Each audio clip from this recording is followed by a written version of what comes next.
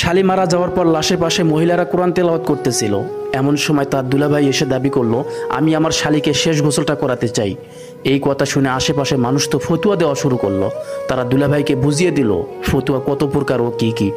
একজন তো হেব্বি গরম হয়ে বলেই ফেললো, মরার পর শালির মুখ দেখাও না যায়জ, আর তুই কিনা গোসল করাতে চাস, তার মানে? এবার তো দুলাভাই শুরু করলো, আমার শালি যখন জীবিত ছিল তখন কতবার আমার হাত চেপে ধরেছে 500 টাকার জন্য, গলা জড়িয়ে ধরিয়েছে মেলায় যাওয়ার জন্য, আমার মোটর সাইকেলের পিছনে ওঠার জন্য কত কিছুই না করেছে। তখন মনে হয় সবই জায়েজ ছিল, আর মরার সাথে সাথে মুখ দেখাও না জায়েজ হয়ে গেল। এতদিন কোথায় ছিল আপনাদের এই ফতুয়া?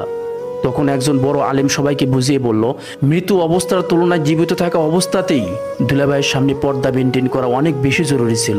দুনিয়াতে জীবিত থাকা অবস্থায় তার জন্য পর্দা করা ফরজ ছিল, কিন্তু আজ যদি আপনি তার কাফনের 5 টুকরো কাপড়ের ওপরে আরো 6 টুকরো এক্সট্রা কাপড় দিয়ে ঢেকে দেন, তাতেও কোনো লাভ হবে না। আর মরা মানুষকে কোরআন তিলাওয়াত করে শুনিয়ে কি লাভ?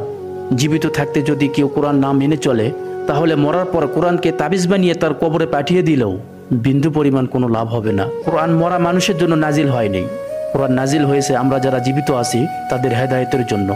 আল্লাহ তাআলা আমাদের সকলকেই সঠিকভাবে দিন বুঝে চলার মতো তৌফিক দান করুক, আমিন। প্রিয় বন্ধুরা, আজকের এই ভিডিওটি আপনার কাছে কেমন লাগছে তা অবশ্যই ভিডিওতে একটা লাইক দিয়ে কমেন্ট করে জানাবেন। আর একটা অনুরোধ,